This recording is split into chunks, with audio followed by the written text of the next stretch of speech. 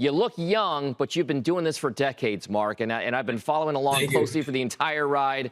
Now, take us through the thesis right now. What is the bull case for why emerging markets could be the place to be in 2023?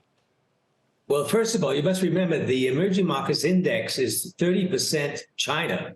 So with the recovery of China, that gives a big boost to the index. Of course, when China was out of the picture and was going down, a lot of people were very unhappy about emerging markets generally. But now with China coming in, it looks very good. But then don't forget, other emerging markets are now recovering strongly. India is doing very well. And a lot of these other markets are benefiting from a strengthening currency. It's interesting to note that the renminbi, for example, is up something like 7%. Taiwan dollar is up. Thai baht is up. All these currencies are up. And one of the worrying things, I think, for the U.S. is a weakening dollar, generally a weakening dollar index, which with a big deficit, I think is something to watch. So by diversifying into emerging markets, a lot of investors will, I think, do fairly well because of this change, and particularly because of the currency change that we're seeing taking place. All right, Mark, I'm going to get to the currency in just a moment here, but you mentioned this idea that the emerging markets are so heavily weighted towards China. There are some of those out there, investors, who believe that the best days of that hyper-China growth story are behind it, that it's now the world's second biggest economy, that the so-called easy money has already been made in China, and that it's going to look much more like a developed market going forward.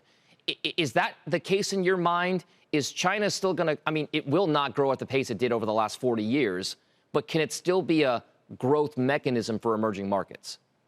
It's not going to be growing at the rate that it was growing 10 years ago. I mean, we had 10% growth 10 years ago. Those days are over. For the simple reason that the economy is so big. The Chinese economy is like the U.S. economy. With the U.S. to grow at 3% is a big, big deal.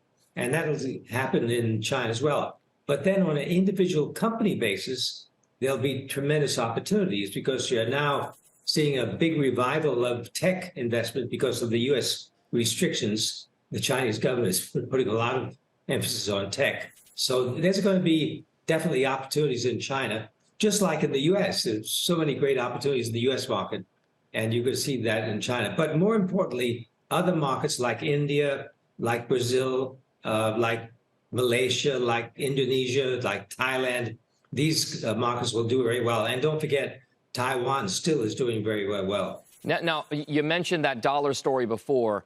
It also plays out because of the nature of the commodity demand that's needed for growth in many of these countries, specifically oil and gas, at least for the time being. When you talk about the bull case for these economies, their currency strengthening versus the U.S. dollar is part of it. As the U.S. dollar weakens, it makes commodities cheaper on a relative basis as well. So exactly where do you see those commodity markets really powering growth? Which parts of the market there? You mentioned a lot of names out there: India, Malaysia, Indonesia. What exactly is the play for the coming 12 months? Well, most of these emerging markets are imports. The big markets are importing raw materials like oil, particularly oil. China is a big importer.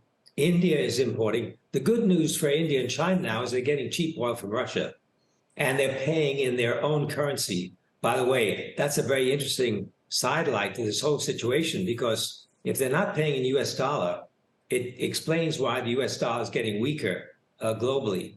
But most of these markets are going to benefit from a stronger currency because they'll be able to import these commodities, particularly oil, at a lower price.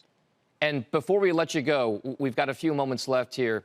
When you take a look at the outlook for some of these currencies out there, there's a case right now that Europe is going to be better off than the U.S. on a relative basis. Weather has a lot to do with that. If the weather stays better, the economy can do better, that sort of thing. Do you believe that Europe may be a better place to invest than the U.S. going forward as well?